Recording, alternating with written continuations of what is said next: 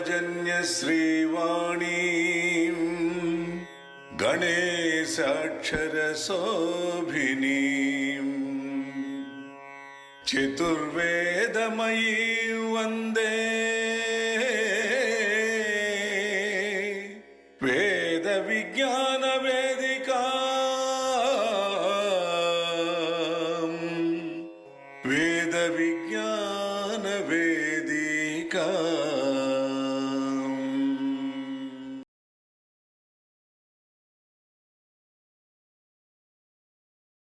అందరికీ నమస్కారం. వేద విజ్ఞాన వేదిక ప్రతి నెల చివరి ఆదివారం నిర్వహిస్తున్న తరతరాల తెలుగు కవిత ధారావాహిక ఉపన్యాస కార్యక్రమం 161వ మాసం కార్యక్రమానికి స్వాగతం, శుభస్వాగతం. మనందరికీ ఎంతో ఆప్తులైనటువంటి వెన్నెలకంటి గారిని స్మరించుకుంటూ వారి సాహిత్యం మీద, వెన్నెలకంటి సాహిత్యం సినీ వెన్నెల జలపాతం అనే శీర్షికతో మరొక ఆత్మీయులు సోదరులు ఆచార్య విస్తాలి శంకర్రావు గారు ఈరోజు ప్రసంగించనున్నారు. మనందరి కరతాళ ధ్వనుల మధ్య వారిని వేదిక వద్దకు వచ్చి ఆసీనులు కావాల్సిందిగా సగౌరవంగా ఆహ్వానిస్తున్నాను. కార్యక్రమాన్ని శ్రీమతి అరుణా శ్రీనాథ్ గారి ప్రార్థనా గీతంతో శుభారంభం చేద్దాం. శంభో శివ శంభో స్వయంభో భో శంభో శివ శంభో స్వయంభో భో శంభో శివ శంభో స్వయంభో భో శంభో శివ శంభో స్వయంభో భో శంభో శివ శంభో స్వయంభో భో శంభో శివ శంభో స్వయంభో గంగాధర శంకర కరుణాకర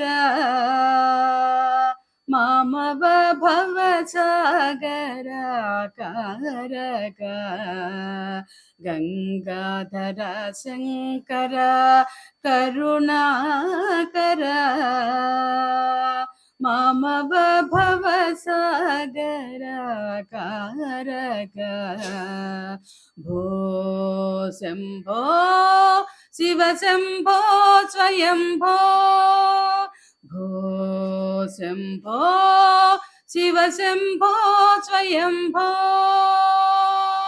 నిర్గుణ పరబ్రహ్మ స్వరూప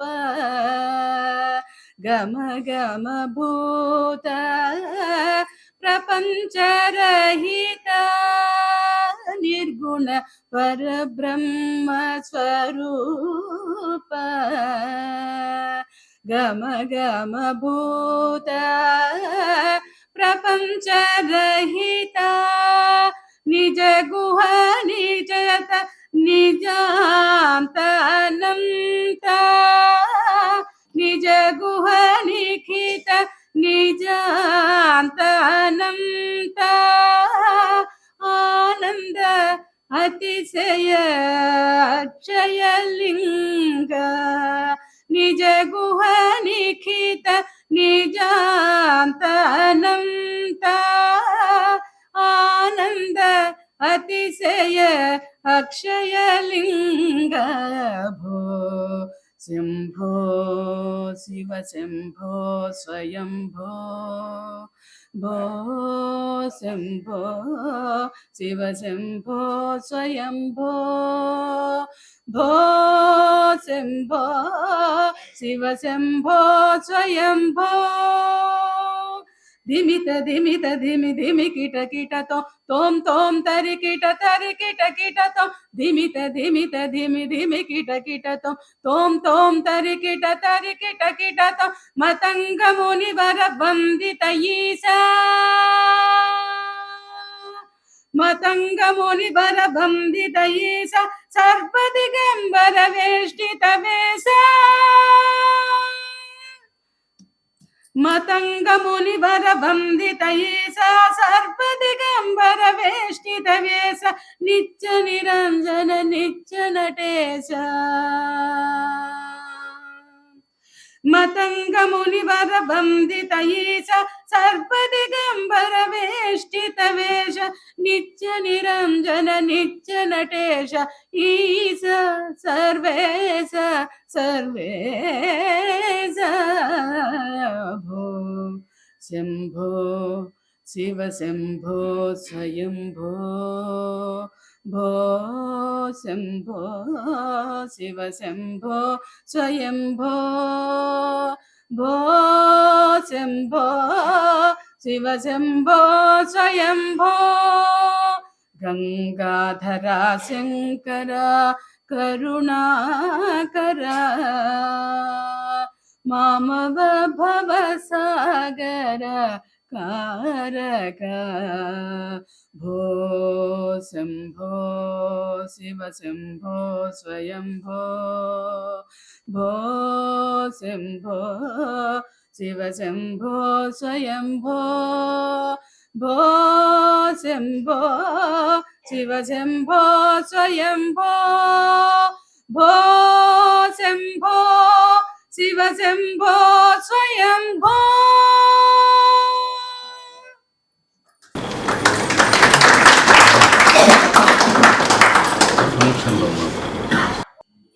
అరుణ గారికి ధన్యవాదాలు. ఈ 161వ మాసం కార్యక్రమానికి విచ్చేసిన మీ అందరికీ మరొకసారి స్వాగతం తెలియజేస్తూ, వేద విజ్ఞాన వేదిక ఈ మాసంతో 15 సంవత్సరాలు దాటి 3 మాసాలు పూర్తి చేసుకుంది. ఒక కరోనా సమయం మినహాయించి 15 సంవత్సరాలకు పైగా క్రమశిక్షణతో క్రమం తప్పకుండా ప్రతి నెల చివరి ఆదివారం నాడు పరాయి భాషా రాష్ట్రంలో ఉన్న మనం ఇలాంటి తెలుగు సాహితీ కార్యక్రమాలు ఏర్పాటు చేసుకొని అందరినీ పలకరించుకుంటూ చక్కగా ఈ కార్యక్రమాలు చేసుకోవడం ఎంతో ఆనందంగా ఉంది. ఇది మీరందరూ ఇలా వచ్చి పాల్గొని ప్రోత్సహించడం వల్ల సాధ్యపడిందని నేను బలంగా నమ్ముతున్నాను. ఈరోజు కార్యక్రమం వెన్నెల కంటి సాహిత్యం సినీ వెన్నెల జలపాతం అనేటువంటి శీర్షికతో ఆత్మీయులు వెన్నెలకంటి గారు వారి సాహిత్యం పైన, వారి సినీ సాహిత్యం పైన ఆచార్య విస్తాల శంకర్రావు గారు ప్రసంగిస్తారు. విస్తాల శంకర్రావు గారి పరిచయ వాక్యాలు జేకే రెడ్డి గారు తెలియజేస్తారు. దాంతోపాటు వారి మధుర గళంతో 2 పద్యాలు కూడా వినిపిస్తారు. 2, 3, 4 వారి ఇష్టం అది. సభకు నమస్కారం. తెలుగు తల్లికి నమస్సుమాంజలు. ఆచార్య డాక్టర్ విస్తాలి శంకర్రావు గారి పరిచయం. ఆంధ్రప్రదేశ్లో ప్రకాశం జిల్లాలోని అద్దంకి దగ్గరగా ఉన్న జార్లపాలెం అనే గ్రామంలో విస్తాలి పున్నమ్మ హనుమయ్య గారి దంపతులకు జన్మించారు.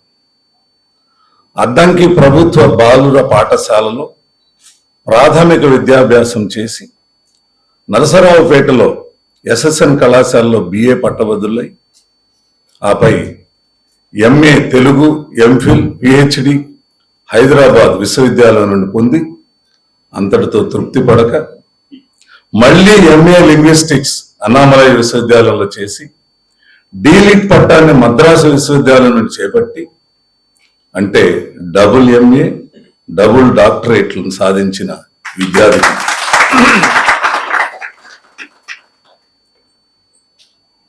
పోయిన మాసం కూడా ఎలాగో మనం డబుల్ డాక్టరేట్లను చూసాము, డబుల్ ఎంఏలు చూసాము. మద్రాసు విశ్వవిద్యాలయంలో సెనేట్ మెంబర్గా, అకాడమిక్ సభ్యునిగా, చాలా విశ్వవిద్యాలయాల్లో ప్రశ్నాపత్ర నిర్ణేతగా ఎన్నో పదవులు అలంకరించి ఆ పదవులకే వన్నె తెచ్చినవారు. ఇప్పటి వరకు పిహెచ్డి ప్రదానం చేయబడిన 15 మందికి, ఎంఫిల్ ప్రదానం చేయబడిన 48 మందికి మరియు ఇతర విశ్వవిద్యాలయాల పిహెచ్డి మౌఖిక పరీక్షల నిర్వహణలో 25 మందికి రీసెర్చ్ గైడ్గా తమ సేవలను అందించారు. కరతాళ ధ్వనులు నేను ఎప్పుడు చెప్తుంటాను, సాయంత్రం పూట గట్టిగా కొడితే మన హృదయానికి మంచిది.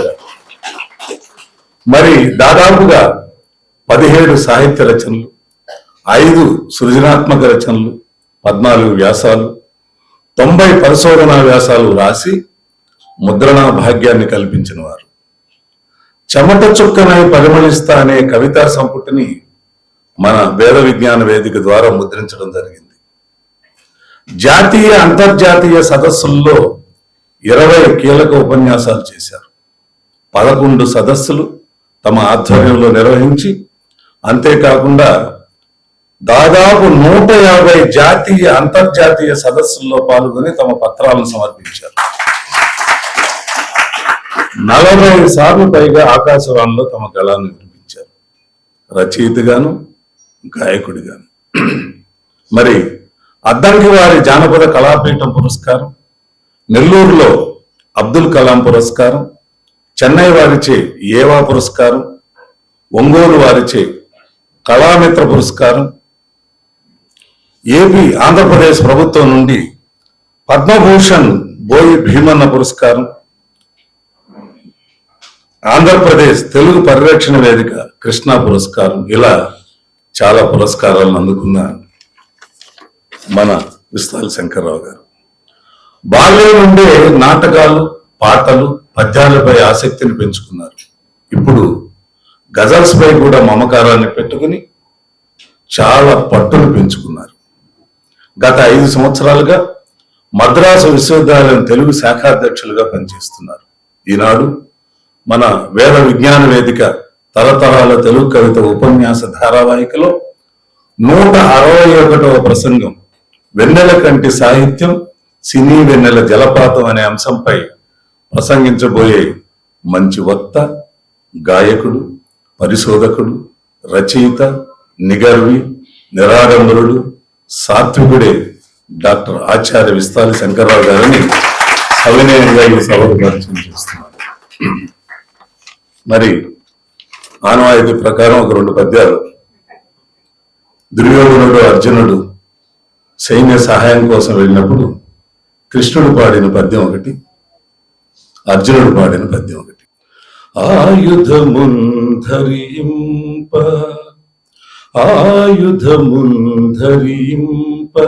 అని కగ్గముగ ఒక ప్రక్క ఊరకే సాయము చేయువాడా, బెలుచన్నను పిమ్మట ఎగ్గులాడినందోయిలి నొక్కుదు, నిజము తొలుత వచించితి కోరి కొమ్ము నీకేయది ఇష్టమో, కడమ ఈతని పాలగు పాండునందనా.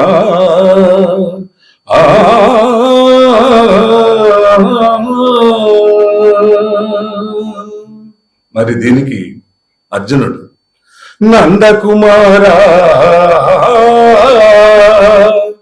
యుద్ధమున నారథమందు వసింపుమయ్య, మధ్యందిన భానుమండల విధంబున నీదగు కల్మి చేసి నా స్యందనముపుగాక, విపు సంతతి తేజముదపుగాక, నీవెందును ఆయుధం ముదరికేగక నొప్పుదుగాక కేశవా.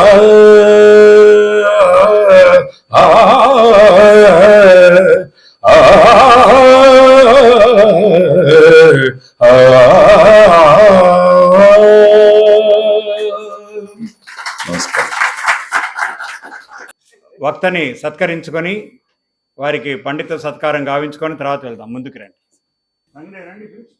డాక్టర్ గారు పిలిచినప్పుడు రావాలా?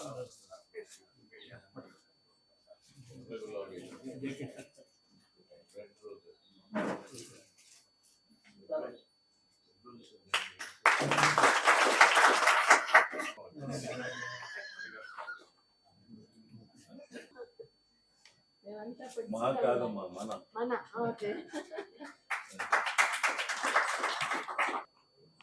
అందరికీ నమస్కారం. వేద విజ్ఞాన వేదికకు నమస్కారం. ఈ కార్యక్రమానికి విచ్చేసిన ఆత్మీయులందరికీ మనస్ఫూర్తిగా కృతజ్ఞతలు తెలియజేస్తున్నాను. వేద విజ్ఞాన వేదిక నా మాతృ సంస్థ. ఈ సంస్థకు రావటం నాకు ఎప్పుడూ ఎంతో ఇష్టం. వెన్నెలకంటి గారి గురించి నేను మీకు చెప్పటం ఏంటి, ప్రతి ఒక్కరికి ఒక్కొక్క అనుభవం ఉంటుంది వారితోటి. ఎందుకంటే ఇదే ప్రాంతంలో నడయాడి మనందరితోటి నిన్న మొన్నటిదాకా కలిసి ఉన్న వ్యక్తి. వారి గురించి ప్రసంగించడం అంటే ఎన్నో ఉంటాయి. మిమ్మల్ని ఒక్కొక్కరిని కదిలించిన ఎన్నెన్నో అనుభవాలు, ఎన్నెన్నో అనుభూతులు తెలియజేస్తారు. అయితే మన మిత్రుల గురించి మన వేద విజ్ఞాన వేదికలో మనం మాట్లాడుకోవడం అనేది ఎంతో సంతోషం.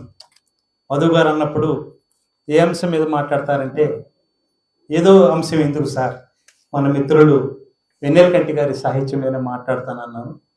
వారు అవకాశం ఇచ్చినందుకు వేద విజ్ఞాన వేదిక అధ్యక్షులు జేకే రెడ్డి గారికి, మధు గారికి, మిత్ర బృందాన్ని అందరికీ నమస్కారం తెలియజేస్తూ ఇక అంశంలోకి వెళ్తాను. ఇక వెన్నెలకంటి గురించి మనం, వెన్నెలకంటి సాహిత్యం సినీ వెన్నెల జలపాతం. సినిమా సాహిత్యం అంటేనే ఒక అద్భుతం, అమృతమైన రోజులు ఇవి. ఒకప్పుడు జానపద సాహిత్యాన్ని, సినిమా సాహిత్యాన్ని అసలు సాహిత్యంగా అంగీకరించలేదు. ఇవి సాహిత్యాలు కావు, ఇవి మౌఖిక సాహిత్యం, అజ్ఞాత సాహిత్యం, ఇలా ఆ రెండు సాహిత్యాన్ని అట్లా వెనక వేసేసారు. కాలక్రమంలో ఏమైనాయి అంటే ఆ జానపద సాహిత్యం, ఈ సినిమా సాహిత్యం కూడా మాలోనూ ఎంతో సత్తా ఉందని తెలియజేస్తూ, మాలోనూ ఎంతో ప్రతిభ ఉందని తెలియజేస్తూ, ఎక్కడైతే అవమానించబడ్డాయో అదే ప్రదేశాల్లో గౌరవించబడి ఈరోజు కీలకమైన స్థానాలని ఆక్రమించాయి జానపద సాహిత్యం, సినిమా సాహిత్యం. యూజీసీ వాళ్ళ పరీక్షల్లో ఈరోజు జానపద సాహిత్యం అనేది కీలకంగా ఉంది. ఇక సినిమా సాహిత్యం అంటే, ఒకప్పుడు సాహిత్యం అన్న వెంటనే ప్రబంధ సాహిత్యం, ఆ సాహిత్యం, ఈ సాహిత్యం అనేవారు. ఈరోజు ప్రస్తుతం నడుస్తున్న రోజుల్లో అన్ని సాహిత్యాల్ని వెనక్కు నెట్టి ముందుకు వచ్చి నిలబడింది సినిమా సాహిత్యం. మా గురువు గారు ఆచార్య జీవి సుబ్రహ్మణ్యం గారు ఒక మాట అంటున్నారు నవరసాల గురించి చెబుతూ, శ్రీనాథుని కాలం వరకు ధర్మము, వీరము అనేవి ప్రధాన రసాలుగా ఉండేవి. మిగిలిన రసాలు చెలికెత్తలుగా ఎక్కడో వెనక వరుసలో ఉండి యాక్టివ్ చేస్తూ ఉండేవి. ప్రధాన రసాలుగా వీరము, ధర్మమే ఉండేది. శ్రీనాథుని కాలానికి వచ్చేలకే శృంగార రసం అన్ని రసాల్ని అధిగమించి ముందు స్థానంలోకి వచ్చి పట్టపురాణిగా నిలిచింది శ్రీనాథుని సాయి యుగం నాటికి. మిగిలిన అంటే ఒకప్పుడు చెలికెత్తగా ఉన్న శృంగార రసం ఈరోజు ప్రధాన రాణిగా ఏలిన కాలం. అలాగనే ఈ జానపద సాహిత్యం, సినిమా సాహిత్యం కూడా అలా ఉంది. ఇక ఈ సినిమా సాహిత్య ప్రభావం ఎంత ఉందంటే, నేడు సాహిత్యం అంటే సినిమా సాహిత్యమే అన్నంతగా, ఏదో ఒక 50 సంవత్సరాలు పైబడిన వారిని అలా ఉంచితే మిగిలిన వారిని ఎవరిని గెలిచినా సినిమా సాహిత్యాన్ని మనకు చెప్తారు. మరి ఆ సినిమా సాహిత్యాన్ని, అంత గౌరవాన్ని, అంత గుర్తింపుని ఇచ్చిన ఆ కవులు, రచయితలు వారు ఎంత గొప్పవారు. వారు చిరంజీవులు. సుకవి జీవించు ప్రజల నాలుకల ఎందని జాషువా గారు అంటారు. మంచి కవి వారు గతించిన, భౌతికంగా మనకు దూరమైన వారు ఎప్పుడు మన నోళ్లలో నానుతూనే ఉంటారు. ఈరోజు వెన్నెలకంటి గారు మనకు భౌతికంగా దూరమైన వారి మాటలు, వారి సాహిత్యం మనం ఈరోజు మాట్లాడుకుంటున్నామంటే వారు చిరంజీవి. అలాంటి సినీ సాహిత్యానికి అలాంటి అందలం ఎక్కించిన రచయితలు, కవులు, వారందరిలో ఎంతో మంది విలక్షణమైన కవులు ఉన్నారు. గతంలో దాశరథి గారి గురించి ఇక్కడే మాట్లాడాను, సి.నారాయణ రెడ్డి గారి గురించి మాట్లాడాను, ఈ మధ్యన శ్రీశైలంలో ఆత్రేయ గారి గురించి మాట్లాడాను, ఈరోజు వెన్నెలకంటి గారి. ఈ మహనీయుల గురించి మాట్లాడటం అనేది నా అదృష్టంగా నేను భావిస్తున్నాను. అలాంటి సినిమా సాహిత్యానికి కీర్తి తీసుకొచ్చిన గొప్పవారిలో వెన్నెలకంటి గారు ఒకరు. అంటే అటు సాహిత్యంలోనూ, ఇటు సినీ సాహిత్యంలోనూ, మరొక వైపు అనువాద సాహిత్యంలో 3 విభాగాల్లో తన ప్రత్యేక ముద్రను ఏర్పరచుకొని ఈ రంగుల ప్రపంచంలో పున్నమి వెలుగుల రేడై నిలిచిన అగ్రశ్రేణి రచయిత వెన్నెలకంటి. మనకి ఆశ్చర్యం ఉంటుంది, ఏంటి ఆయన మీద మాట్లాడుతున్నారు కాబట్టి అగ్రశ్రేణి రచయిత అంటున్నాడా? మన పక్కన ఉన్న గొప్పవారి గురించి మనకు ఎప్పుడు తెలియదు, ఎవరైనా చెబితే కానీ మనకు తెలియదు. నిజంగా నాకు కూడా వెన్నెలకంటి సాహిత్యాన్ని అధ్యయనం చేసే వరకు ఒక సాధారణ కవిగానే అనుకున్నాను. ఆ తర్వాత వారి సాహిత్యాన్ని పరిశీలిస్తే అగ్రశ్రేణి రచయితగా నాకు ఆ భావన కలిగింది అనమాట. అంటే అలాంటి వెన్నెలకంటిని సాహిత్యం వారిని కంటే అసలు వెన్నెలకంటి అంటే ఒక విజ్ఞాన సర్వస్వం. వెన్నెలకంటి అంటే సినీ సాహిత్యానికి ఒక ఎన్సైక్లోపీడియా. వెన్నెలకంటి అంటే ఒక చమత్కారం. వెన్నెలకంటి అంటే ఒక స్నేహం. వెన్నెలకంటి అంటే ఒక అనువాద విజ్ఞానం. వెన్నెలకంటి అంటే ముఖంలో ఎటువంటి కదలిక లేకుండా, వారిని మీకు అందరికి గుర్తే ఉంటుంది, ముఖంలో ఎటువంటి కదలికలు ఉండవు, కానీ చమత్కారమైన పలుకులతో ఎదుటి వారిని గొల్లుమని నవ్వించే చమత్కారం ఉన్న గొప్ప వ్యక్తి. అంతేకాదు ఉడికించటంలో కూడా వారికి ఒక ప్రత్యేకమైన బాణి ఉంది. అలాగే వారి మాటలతో ఎదుటి వారి హృదయాలను కూడా తట్టి లేపే ఒక సున్నితమైన స్వభావం కూడా వారికి ఉంది. అలా వెన్నెలకంటి గారు తన మాటలతోటి, తన సాహిత్యంతో, తన ప్రతిభతోటి అత్యున్నత స్థాయికి వెదిగారు. ఎంత చమత్కారం అంటే సాహిత్యంలో సరసమైన కవులు ఎదురుపడ్డప్పుడు మన సిఎంకే రెడ్డి గారు వారిని కదిలించామంటే ఏదో ఒక జోక్ పిలిచేస్తాడు. సరసమైన కవులు, సరసమైన వ్యక్తులు ఒక చోట చేరితే అలాగనే ఉంటారు. మన సాహిత్యంలో కూడా పూర్వకాలంలో కవులు ఒక చోట చేరితే ఇలాంటి చమత్కారాలు జరుగుతాయి. ముఖ్యంగా సినారే, ఆత్రేయ వారి మధ్య బాగా జరిగాయి. అలాగనే శ్రీశ్రీ గారు, ఆరుద్ర గారు, వీరి మధ్య ఎలా ఉంటుంది, పద్యాలతో ఉంటుంది. ఇక విశ్వనాథ సత్యనారాయణ గారు, జాషువా గారు, ఇలా వీరి మధ్య వారు ఒక చోట చేరారంటే వారు మహాపండితులు, కవులు. వారి వ్యంగ్యంతో, చమత్కారంతో చుట్టుపక్కల వారిని అందరినీ కూడా నవ్వించే గొప్ప లక్షణం వారికి ఉంది. ఆ లక్షణం మన వెన్నెలకంటి గారికి కూడా ఉంది. ఎలాగంటే ఒకసారి ఒక ప్రసిద్ధ గేయ రచయిత, ఇప్పుడు నడుస్తున్న చరిత్రలో, సినీ సాహిత్య చరిత్రలో ఉన్న చంద్రబోస్ గారు, వెన్నెలకంటి గారు ఒక సభలో కలిశారు. కలిస్తే అదే సభలో అదే సమయానికి చంద్రబోసు గారు రాసిన ఇద్దరు మిత్రులు అనే ఒక సినిమాలో, చిరంజీవి వారి సినిమాలో ఒక పాట రాశారు. మనసిస్తే మైసూర్ ప్యాలెస్ రాసేస్తా, పనిలో పనిగా జతకొస్తే జైపూర్ ప్యాలెస్ రాసేసి అందిస్తా అని అంటాడు. వెన్నెలకంటి గారు అక్కడే ఉండి, ఏమయ్యా బోసు, ఎంతైతే నీది కాకపోతే మాత్రం ప్యాలెస్లు రాసి ఇవ్వటమేనా అని చమత్కారంగా వెన్నెలకంటి గారు అన్నారు. అప్పుడు చంద్రబోస్ గారు ఏమన్నారంటే, సరేలేండి, నేనేదో మనవి కానివి, మన రాష్ట్రంలో కాని వాటిని నేనేదో రాసిస్తున్నాను. మీరు అప్పుడే సమరసింహారెడ్డి అనే సినిమా వచ్చింది, దాంట్లో వెన్నెలకంటి గారు రాసిన వారు, రవయ్య ముద్దుల మామ నీకు రాసిస్తా రాయలసీమ అని వెన్నెలకంటి గారు రాశారు. నేనెక్కడో మన రాష్ట్రం కాని రాష్ట్రంలో బిల్డింగులు ఏవో రాసిస్తే, మీరు మన సొంత రాష్ట్రంలో మందైన ఏరియాలే రాసిస్తున్నారే అని చెప్పేసి చమత్కారంగా చంద్రబోస్ గారు అన్నారు.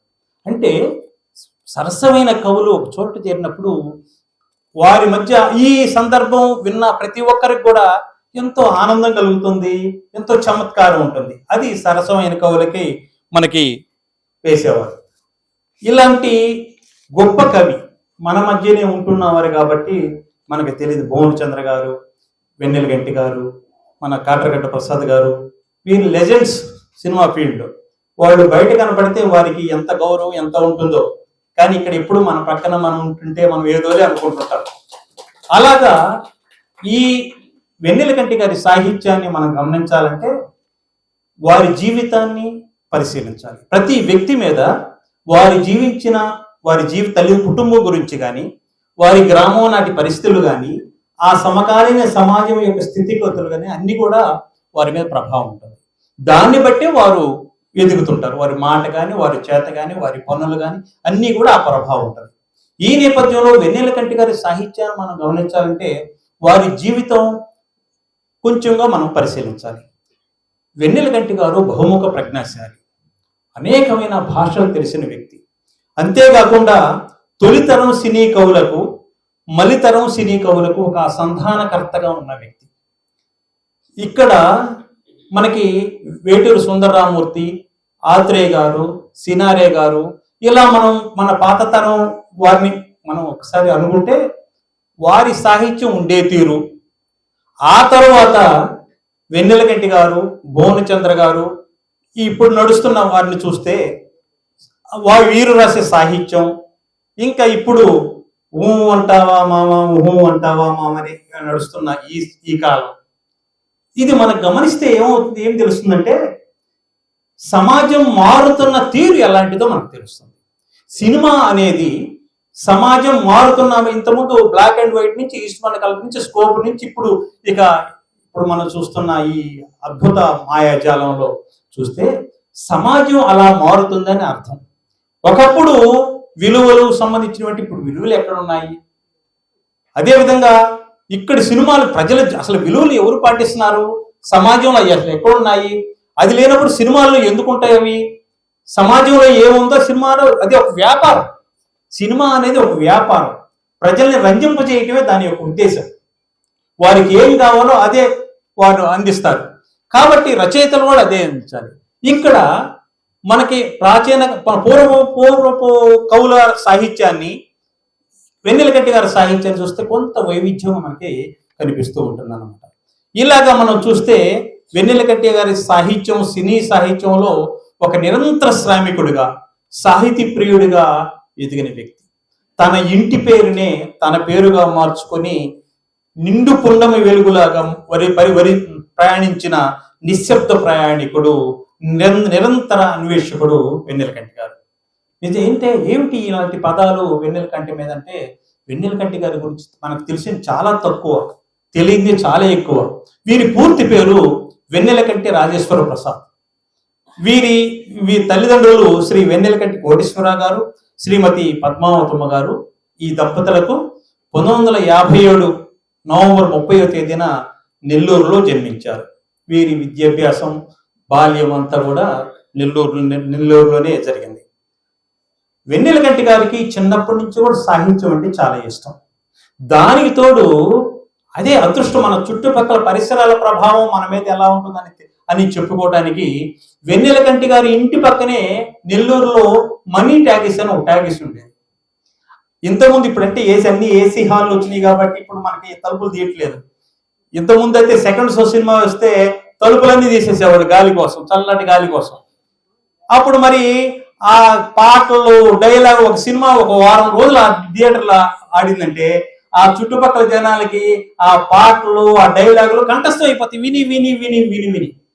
అలాగా వెన్నెలకంటి గారు ఈ మనీ టాకీస్ లో, అందులోని ఏంటంటే చారిత్రకమైన సినిమాలు, రామాయణ భారతకు సంబంధించిన సినిమాలు, ఇవి ఎక్కువగా వచ్చాయి. నిజానికి వెన్నెలకంటి గారు ఎప్పుడు వింటూ వింటూ వింటూ వింటూ నిజానికి అసలు భారతం, భాగవతం, రామాయణం అనే అంశాలు ప్రజలకు కొంతైనా తెలిసాయంటే సినిమా సాహిత్యం కాక ఏ సాహిత్యం అవుతుంది? ఎంతమంది సాహిత్యాన్ని చదివి వాటిని తెలుసుకున్నారు? ఈరోజు ఎన్టీ రామారావు సినిమాలు, పౌరాణిక సినిమాలు ఎన్ని చూస్తే మన జేకే రెడ్డి గారు పాడే పాటలన్నీ కూడా ఆ సినిమాల్లో పాటలు.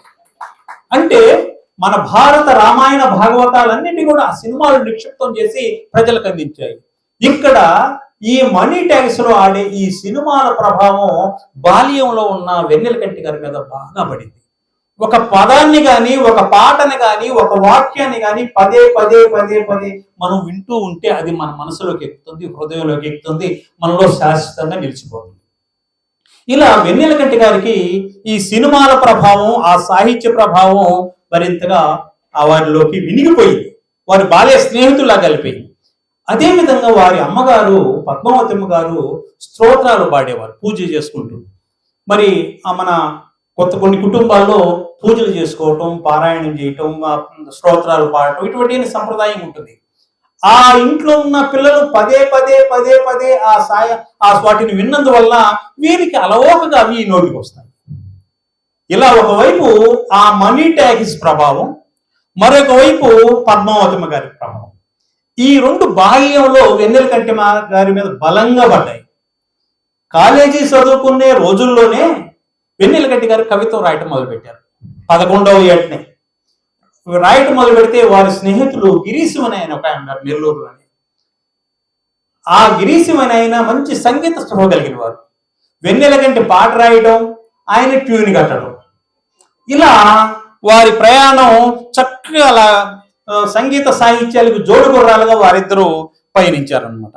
ఇదే క్రమంలో వారికి బ్యాంకులో ఉద్యోగం వచ్చింది. 1979లో స్టేట్ బ్యాంక్ ఆఫ్ ఇండియాలో ఉద్యోగం వచ్చింది.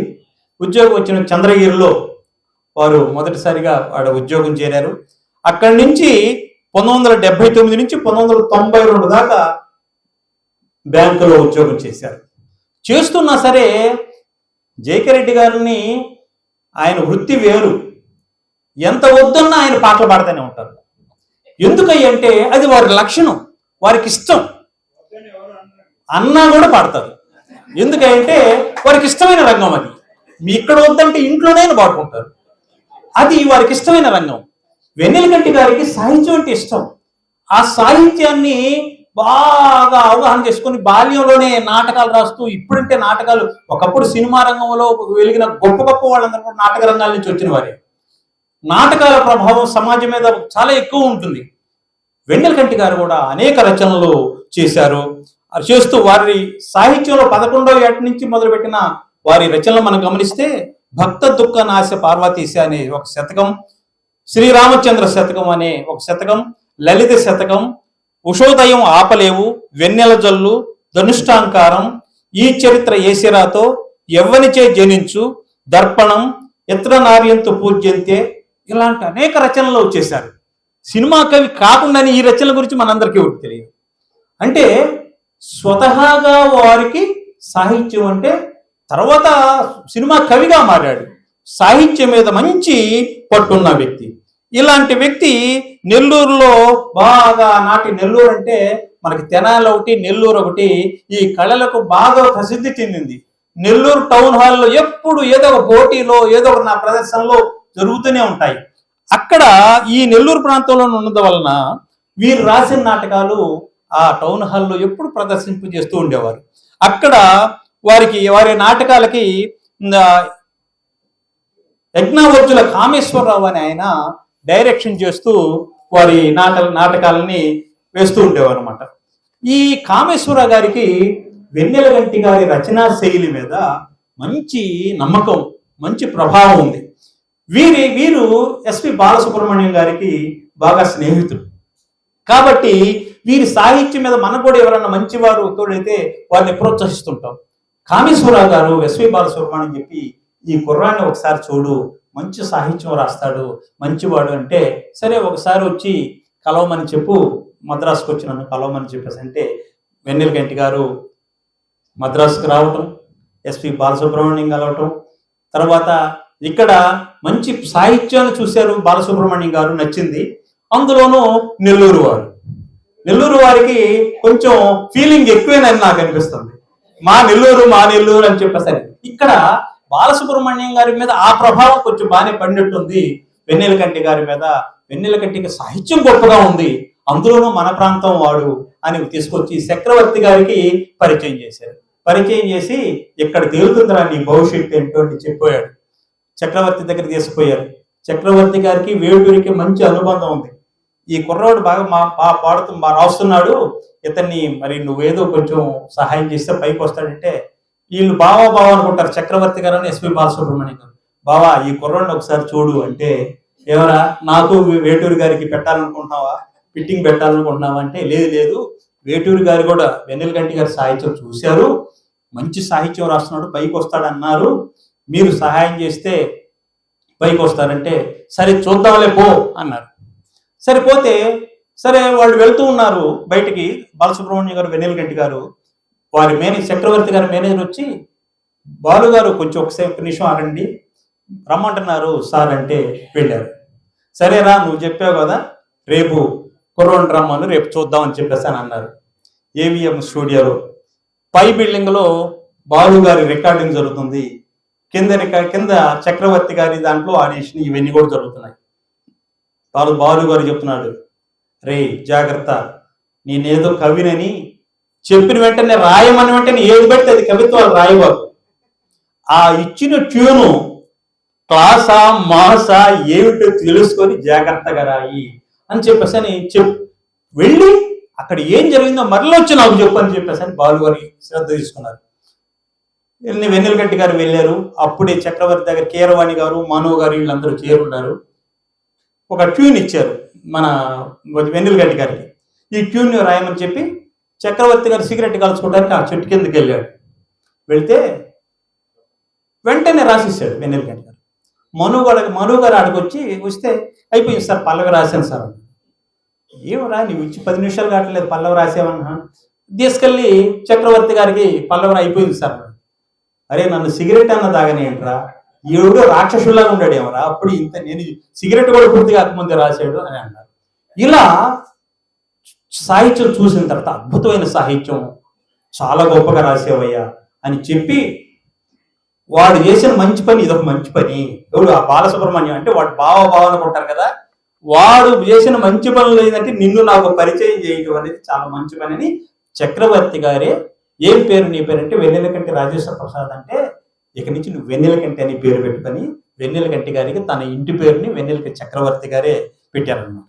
కనుకనే బాలు గారు వెన్నెలకంటి గారు అంటారు, నేను తినే ప్రతి బియ్యం మీద బాలు గారి పేరు రాసి ఉంటుంది అని ఆ కృతజ్ఞత వెన్నెలకంటి గారు చెప్పారన్నమాట.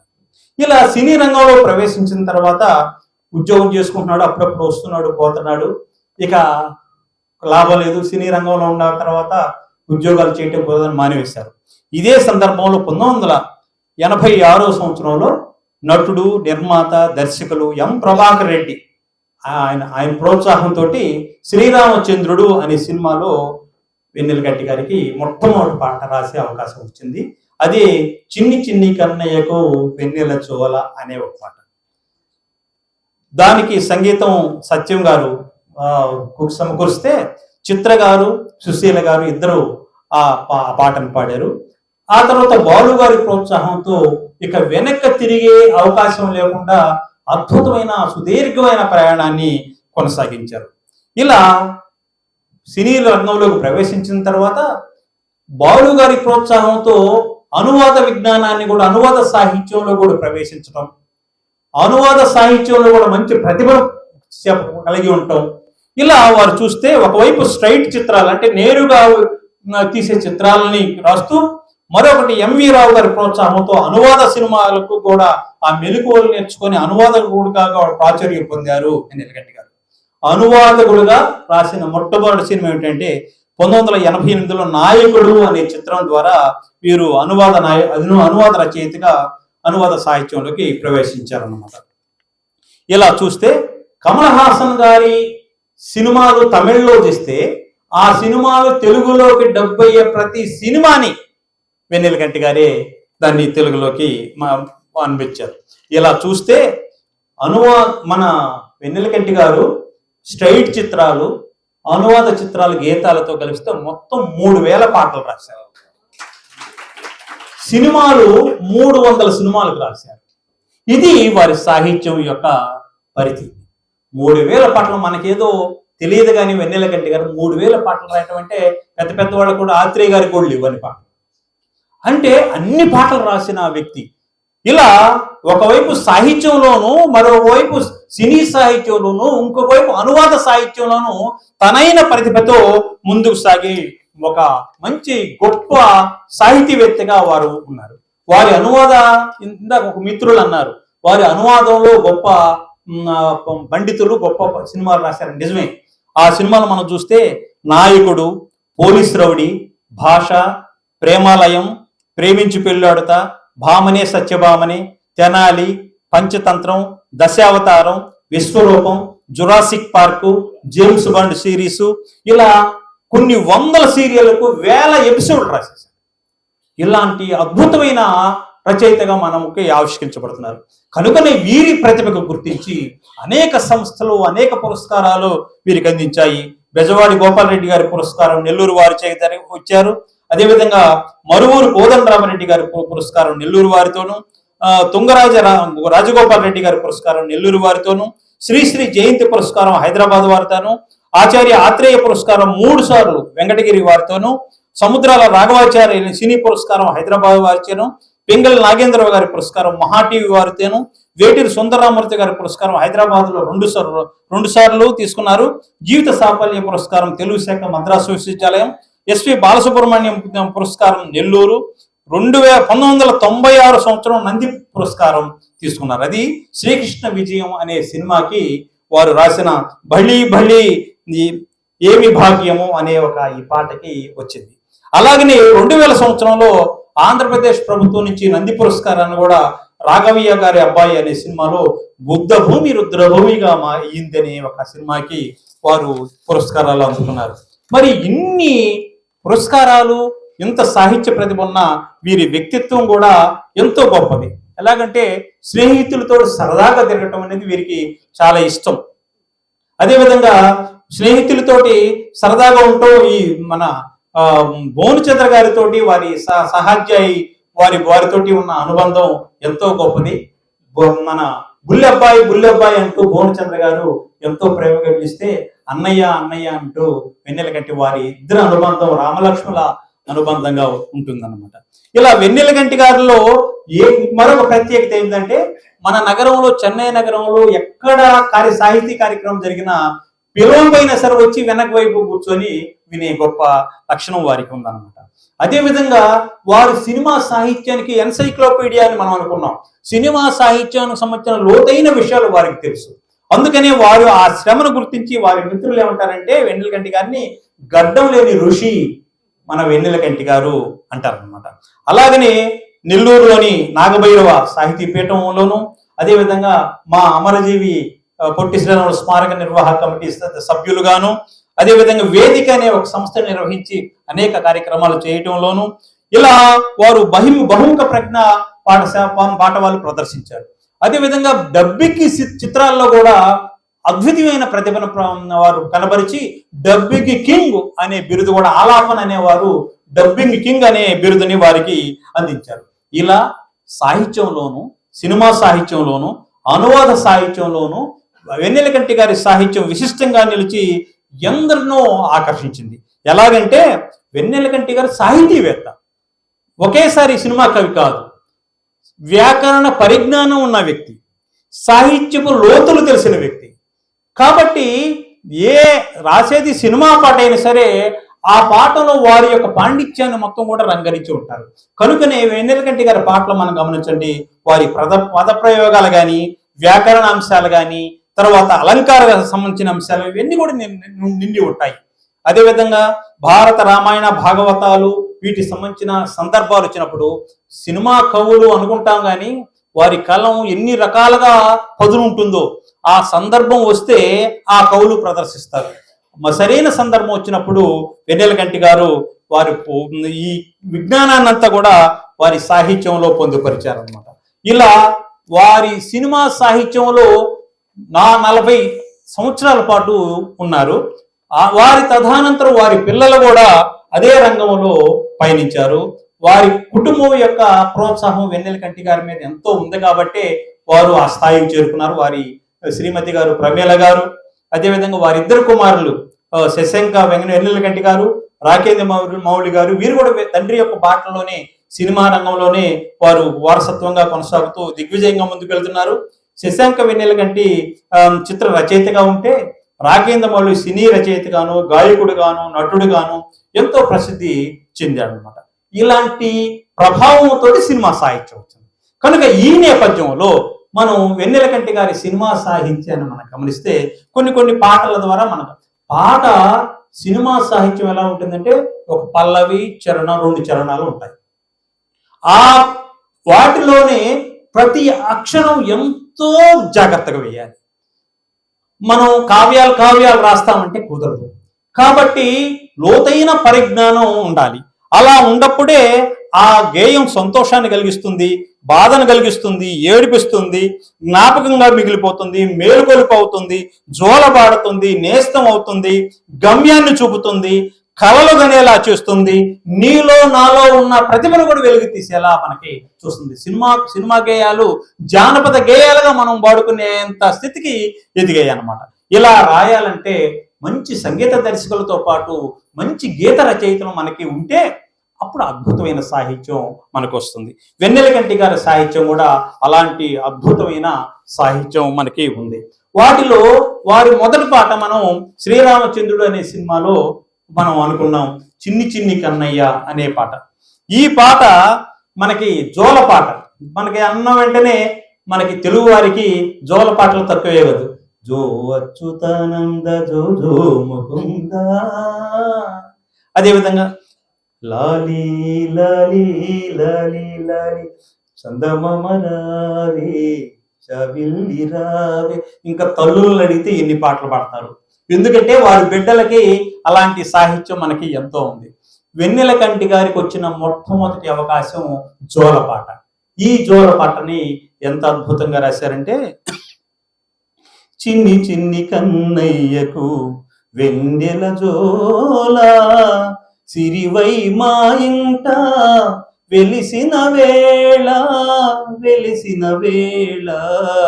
కలువల చంద్రుడే మా కన్నయ్య, ఇద్దరి తల్లులకు సిరినీవయ్యా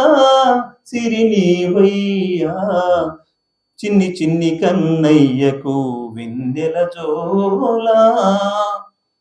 దేవకి పంటగా వెలిసిన కృష్ణుడి వీడు, నాకంటి పాపగా మా ఇంట నవ్వేను నేడు అని చెప్పేసి అంటుంది. యశోద గుండెల్లో మురిపాలు పండించువాడు, ఈ తల్లి కన్నుల్లో వెన్నెలు చిందించున్నాడు అంటాడు. ఏ బిడ్డ అయినా సరే తన బిడ్డ తల్లి ఏమనుకుంటుందంటే తన బిడ్డని భగవంతునితోటి, శ్రీకృష్ణుడితోటి, ఆ లీలలతో అనుకుంటూ నా బిడ్డ కృష్ణుడే అని ఉంటుంది.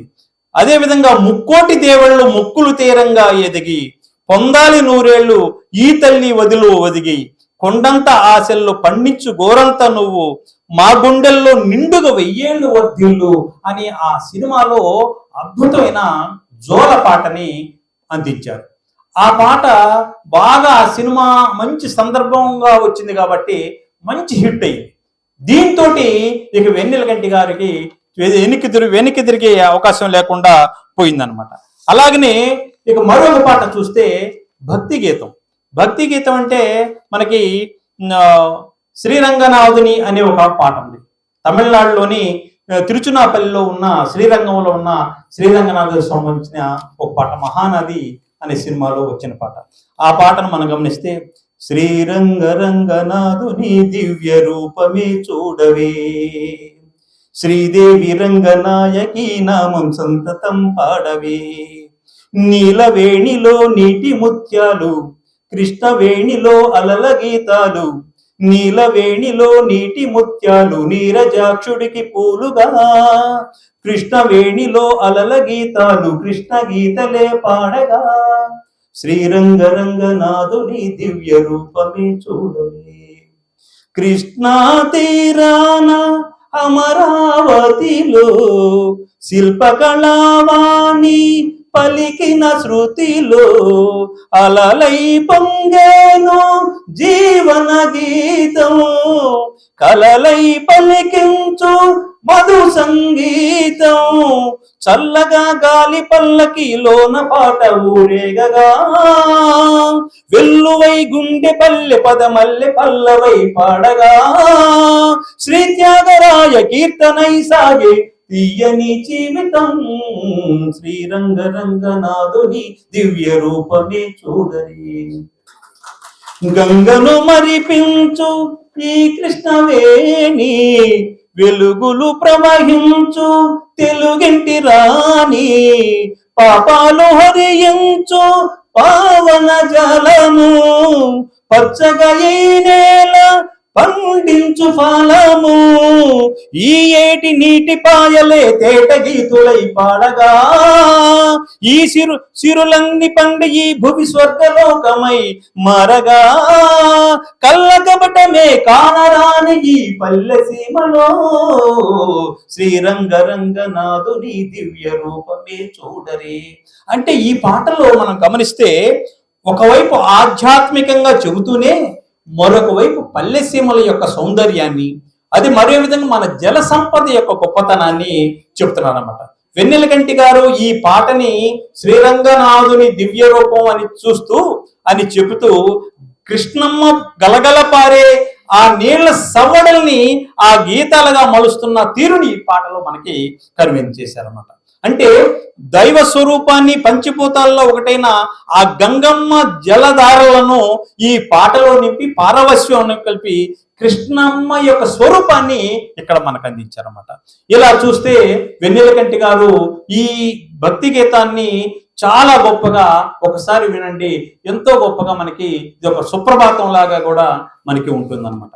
అలాగనే మరొక గీతం బృందావనం అనే సినిమాలో వెన్నెలకంటి జీవితానికి ఒక టర్నింగ్ ఇచ్చిన పాట ఇది. ఎలాగంటే మధురమే సుధాగానం మనకిదే మరో ప్రాణం మదిలో మోహన గీతం మెదిలే తొలి సంగీతం మధురమే సుధాగానం చరణాలు ఎన్ని ఉన్నా పల్లవొకటే కదా కిరణాలు ఎన్ని ఉన్నా వెలుగొక్కటే కదా శతకోటి భావాలను పలుకు ఎదమారునా సరిగమలు మారుతున్నా మధురిమలు మారునా మధురమే సుధాగానం మనకిదే మరో ప్రాణం అంటూ ఇక్కడ వేవేల తారలు ఉన్న నింగి ఒకటే. ఒక్కొక్క పదాన్ని చూడండి, ఆ పద ప్రయోగాలు ఆ వెన్నెలకంటి గారి పాటలో ఒక విరుపు ఉంటుంది మధ్యలో. ఎలాగంటే వేవేల తారలు ఉన్న నింగి ఒకటే కదా, ఎన్నెన్ని దారులు ఉన్న గమ్యం ఒకటే కదా, ఎనలేని రాగాలకు నాదం ఒకటే కదా, అనుభూతులు ఎన్నున్న హృదయం ఒకటే కదా. అబ్బా ఏమి స్థాయి! చరణాలు ఎన్ని ఉన్న పల్ల ఒకటే కదా, కిరణాలు ఎన్ని ఉన్న వెలుగు ఒకటే కదా, శతకోటి భావాలను పలికించే ఈ ఎద మారుతుందా? సరిగమలు మారుతున్నా మధురములు మారతాయా? ఎలాంటి అద్భుతమైన సాహిత్యాన్ని! ఎలాగంటే ఈ పాట ఏమిటంటే పింగళి ఘంటసాల పెండ్యాల లాంటి మహానుభావులు కూర్చున్న ఆ రూమ్లో కూర్చొని రాశాడు ఈ పాట. వెన్నెలకంటి గారు తన ఇంటర్వ్యూలో చెబుతూ మహానుభావులైన పింగళి గారు, ఘంటసాల గారు, పెండ్యాల వారు కూర్చొని అట్టలు గట్టిపోయి ఉన్నాయంట రూమ్లో కూర్చొని ఆ రూమ్లో కూర్చొని ఈ పాట రాస్తుంటే వెన్నెలకంటి గారికి ఒక అద్భుతమైన ఫీలింగ్ వచ్చిందనమాట. ఈ పాట విజయ ప్రొడక్షన్ వారికి ఒక ట్రేడ్ మార్క్ గా మారిపోయింది. ఈ మధురమే సుధాగానం అనే పాట మోహన రాగంలో, అంటే చక్కని సంగీతానికి అనువైన రాగం తోడైతే, ఆ అనువైన రాగానికి చక్కని గానం తోడైతే, గాత్రం తోడైతే ఇక అద్భుతం ఉంటుంది. అదే ఈ పాటలో జరిగిందన్నమాట. వెన్నెలకంటి గారు తన మాటల్లో చూడండి, స్థానిక పదబంధాలు కవి కదా ఆయన, స్థానిక పదబంధాలు ఉపయోగించటం, నుడికారాలు, ప్రత్యేకలు, తర్వాత చూడండి ఇక్కడ తర్వాత అలంకారాలు ఇవన్నీ కూడా జోడించడం అనేది వారి పాటలకి ఎంతో వన్ని తీసుకొచ్చినట్టుగా మనకు తెలుస్తుంది. నాకు తెలిసి ఇది ఈ బృందావనం అనే సినిమాలో దీని సంగీతం మాధవపెద్ది సురేష్ గారు సంగీతం అనిపిస్తే గానం బాలు గారు. ఈ నటీనటులు కూడా ఒకసారి మీరు చూడండి, వీడియో చూడండి. రాజేంద్ర ప్రసాద్ గారు, రమ్యకృష్ణ గారు అద్భుతంగా ఈ పాటని మనం కళ్ళ ముందు ఉంచుతారనమాట. తర్వాత శృంగారానికి సంబంధించిన పాట ఆదిత్య 369లో కూడా వారికి ఉందన్నమాట. రాసలీల వేళ రాయబారాలు అంటే యుద్ధంలో ఉంటాయి, కానీ రాసలీల సమయంలో రాయబారాలు ఏంటి అనే ఈ పాట వెన్నెలకంటి గారు ఒక శృంగార భరితంగా రాశారనమాట. ఏంటి ఈ పాటలో కోరికలతో ఊగే తనువును మైపర్పించే తలంపుతో ప్రేయసి ఆ వలపును ఆకర్షించే విధంగా ప్రేమికుని హృదయాన్ని ఆ భావాన్ని అక్షరాల్లో నింపారు వెన్నెలకంటి గారు. ఈ పదాలను ఎలాగంటే ఈ పాటలో పదాలను పూల పాన్పులా బలిసి దానిపై ఆ ప్రేమికుల్ని విరహ నృత్యం చేపించారు. ఆ పాటను గమనించండి. రాసలీల వేళ రాయభారమేల మాటే మౌనమై మాయ జయనేల రాసలీల వేళ కౌగిలింత వేడిలో కరిగే వన్నె వెన్నెల తెల్లబోయే వేసవి చల్లె పగటి వెన్నెల మోజులన్నీ పాడగా జాజి పూల జావళి కందెనేమో కౌగిట అందమైన జాబిలి తేనె వానలోన చినికి తీయనైన స్నేహము వేణి వీణలోన పలికి సోయగాల రాగము నిదురరాని కుదురలేని ఎదలలోని సొదలు మారి. ఈ పద ప్రయోగాలు చూడండి. నిదురరాని కుదురలేని ఎదలలోని సొదల మారి. ఈ ప్రయోగాలు ఎలా ఉండేవో చూడండి. రాసవీల లేర. తర్వాత ఆత్రేయ గారు పాట మనకి గుర్తొస్తుంది. లేదు లేదని ఎందుకు నాలో ఉన్నది దోస్తా అనే పాటలాగా ఆ ప్రభావాలు వెన్నెలగడ్డి గారు చెప్పారు. ఆత్రేయ గారు వేటూరి గారు నాకు గురువులు లాంటి వారు, ఆదర్శప్రాయాలు అని చెప్పారు. ఇక్కడ చూడండి ఈ పాటలో మాయ చేసి దాయకు సోయగాల మల్లెలు మోయలేని తీయని హాయిపోల జల్లులు చేరదీసి పెంచకు భారమైన యవ్వనం దూర సిగ్గు తుంచకు ఊరుకోదు ఈ క్షణం చేపకళ్ళ సాగరాల అలల ఊయలోగన చూపు ముళ్ళు ఓపలేని కలల తలుపు తీయన. ఇక్కడ చెలువ సోకు చలువ రేకు చలువ సోకి నిలువనీదు. అసలు ఈ పద ప్రయోగాలు ఉపయోగించడం ఎన్ని కూడా స్థానిక పదబంధాలు. తర్వాత ఇక్కడ మనకు చూస్తే ఇది శుద్ధ ధన్యాస రాగంలో ఈ పాట ఉంటుంది. ఈ పాట ఈ రికార్డింగ్ అవుతూ బాలు గారు రికార్డ్ చేసి పాట చాలా బాగా వచ్చిందండి అంటే అప్పుడు ఈ సంగీతం శ్రీనివాసరావు గారు అన్నారంట, నిజమేనయ్యా ఈ కుర్రోని నేను చెడగొడదాం అనుకున్నాను, కానీ చెడగొట్టడం కాదు, బాగుపడిపోయాడు, మనం ఏం చేయలేకపోయాము, చాలా గొప్పగా రాశాడు. ఈ పాటలు ఈ పద పింగళి గారి పాటల్లో మనకి ఇటువంటి ప్రయోగాలు మనకు కనిపిస్తాయి. మరో పింగళే మనకి వచ్చాడు అన్నట్టుగా మనకు అనిపిస్తుంది అని వారు అన్నారనమాట. అలాగనే మరొక ప్రేమ గీతాన్ని మనం చూస్తే అల్లిబిల్లి అనే పదాన్ని మనం బాగా వింటూ ఉంటాం. అల్లిబిల్లి పద అంటే మనకి కళల్లో అల్లిబిల్లి పద అంటే మీకు అవగాహన ఉంటుంది. మన కళ వచ్చింది అనుకోండి, మన ఊహకందని ఏమేమో జరుగుతుంటాయి. అవి మనకు వాటికి రూపం ఉండదు, వాటికి ఆ జరిగే అంశాలకి సంబంధం ఉండదు, అవి జరుగుతూ ఉంటాయి. అల్లిబిల్లి కళలుగా మనం అంటారనమాట. ఈ అల్లిబిల్లి అనే ఈ ప్రయోగాన్ని సినిమాల్లో కూడా మన పూర్వీకులు ఉపయోగించారు. మాయాబజార్ సినిమాలో పింగళి గారు అల్లిబిల్లి అమ్మాయికి చల్ల చల్లని జోస్యం అని అంటే, రాజాదిరాజు సినిమాలో వేటూరి గారు అల్లిబిల్లి అమ్మాయికి అందచందాలు ఉన్నాయి అంటారు. అలాగనే ఆత్రేయ గారు వాణిశ్రీ గారి చేత అల్లిబిల్లి చిట్టిపాప అందమైన అందబొక్కటే అని చెప్పేసి అంటారు. అలాగే భోగి మంటల సినిమాలోను ఇలా అనేక సినిమాల్లో అల్లిబిల్లి ఉంది. మరి వెన్నెలగంటి గారు కూడా చెట్టు కింద ప్లేటర్ అనే సినిమాలో ఈ పదాన్ని ఉపయోగించారు. అల్లిబిల్లి కలలా రవి అల్లుకున్న కథలా రవి అల్లిబిల్లి కలలా రవి అల్లుకున్న కథలా రవి మల్లెపూల చినుకై రావే పల్లవించు పలుకై రావే వేచేయదలో వెలుగై రావే అల్లిబిల్లి కలలా రావే. ఈ పదాలు చూడండి.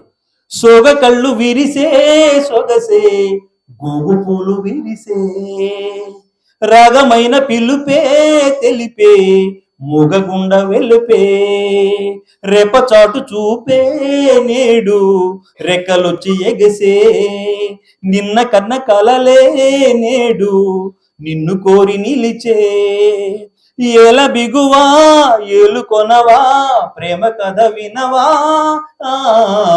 అల్లిబిల్లి కలలా రావి. దీంట్లో జావలీల పాడే జాన జాబిలమ్మ తానయ్య. ఈ మాట వంశీ గారికి బాగా నచ్చింది. ఒక్కొక్క రచయితకి ఒక్కొక్క మంచి పదాలు వారిని అందలం ఎక్కిస్తాయి.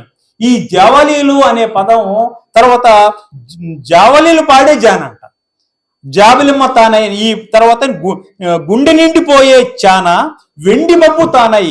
ఈ పద ప్రయోగాలు బాగా జనంలోకి వెళ్ళాయి అన్నమాట. అంటే కళలో జరిగే అనేక సన్నివేశాలు, వాటికి సందర్భాలు ఉండవు. అవి కళ మళ్ళీ కళ మనం నిద్రలేసిన వెంటనే అవి ఎటు పోతాయో కూడా తెలియదు, ఎలా ఉంటాయో వాటి సంబంధాలు కూడా ఉండవు. అలా ఈ అల్లిబిల్లి అనే పదాన్ని ఉపయోగిస్తూ చెప్పారనమాట. తరువాత మరొకటి, కవి ప్రతిభ ఎక్కడ తెలుస్తుందంటే విషయం లేని కాడ వారి ప్రతిభ మనకి తెలుస్తుంది అనమాట. ఈ చెట్టు కింద ప్లేడరు ఈ సినిమాలో ఒక విచిత్రమైన సన్నివేశం అంటే, హీరో ఒక డొక్కు కారు గురించి చెప్పాలి, డొక్కు కారు గురించి గొప్పగా చెప్పాలి. ఎలా చెప్పాలి? భట్టరాజు పొగడ్తలు చెప్పడానికి చెప్పాలి. ఎలా? జీవం లేని వస్తువు ఆ కారుని గురించి ఎంత చక్కగా రాయాలి, రాయాలంటే ఎంత కష్టమో. వెన్నెలకంటి గారికి ఆ పాట ఇస్తే బహుభాషా జ్ఞాని అయిన మా వెన్నెలకంటి గారు ఏం చేశారంటే, ఒకవైపు అన్ని భాషలు వచ్చు, తమిళం, ఇంగ్లీషు, హిందీ, ఇలా తెలుగు, సంస్కృతం, ఇలా అనేక భాషలు వచ్చు వారికి. ఇక్కడ చూడండి, చల్తీగా నాము గాడి చలాకి వన్నలేడి, చల్తీగా నాము గాడి చలాకి వన్నలేడి. ఇక పదాలు ఆ విరుపు చూడండి. రంగేలి జోడి బంగారు బాడి వేగంలో చేసెను దాడి, వేడెక్కి ఆగెను ఓడి, ఆహో ఇక ముప్పలు తిప్పలు తప్పవా దారి చెప్పవా చల్తీగా నాముగా. ఇక్కడ చల్తీగా నాముగాడు హిందీ అని పెట్టి చల్లాకి వన్నెలేడి ఇదిని తెలుగును కలిపేశాడు అనమాట. తర్వాత ఆ కారు గొప్పతనం గురించి చెప్తున్నాడు కవి. ఏమి లేకపోయినా అక్కడ అద్భుతాన్ని చేస్తాడు.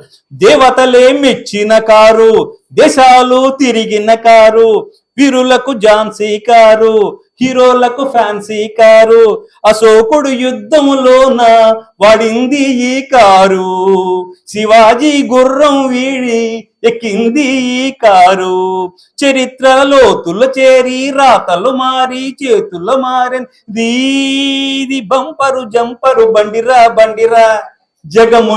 మొండిరా.